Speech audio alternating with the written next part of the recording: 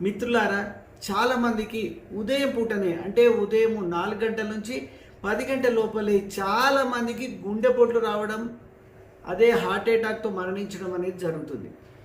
ఎందుకు ఉదయం పూట 4 నుంచి 10 గంటల లోపలే హార్ట్ అటాక్లు వస్తున్నాయి?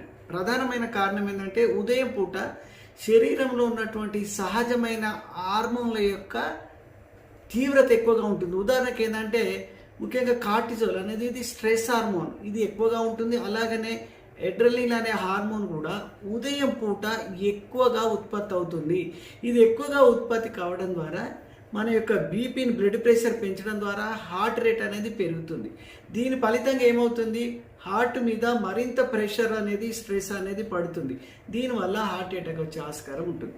రెండోది, బ్లడ్ క్లాట్ రిస్క్ అనేది ఎక్కువగా ఉంటుంది. ఎందుకంటే ఉదయం పూట మన శరీరంలో రక్తంలో ఉన్నటువంటి ప్లేట్లెట్స్ కణాలు అనేది ఎక్కువగా ఉంటాయి ఉదయం పూట.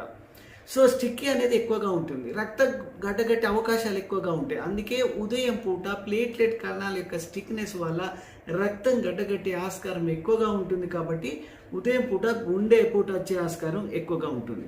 ఇంకోటి ఏంటంటే ఎవరైతే ఎక్కువగా బీపీతో సఫర్ అవుతున్నారో, హై బ్లడ్ ప్రెషర్తో సఫర్ అవుతున్నారో వాళ్ళకు ఉదయం పూట బెడ్ నుంచి లేవంగానే మరింత బ్లడ్ ప్రెషర్ పెరుగుతుంది. సో ఆల్రెడీ బ్లడ్ ప్రెషర్ ఉంది, మళ్ళీ ఉదయం పూట లేవంగానే బ్లడ్ ప్రెషర్ హై అంటే బీపీ పెరగడంతో హార్ట్ అటాక్ వచ్చే ఆస్కారం అనేది ఎక్కువగా ఉంటుంది.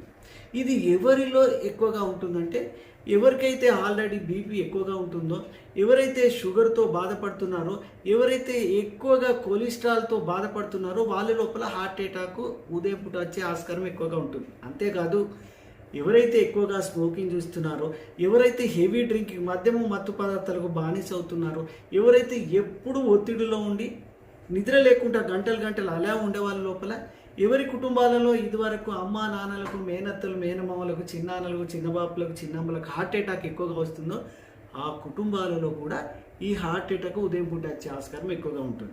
ఎవరైతే ఎక్కువగా లావుగా ఉండి సెడెంటరీ లైఫ్ 24 గంటలు కూర్చోవడం, పండుకోవడం వాళ్ళ లోపల కూడా ఇది ఎక్కువగా వస్తుంది.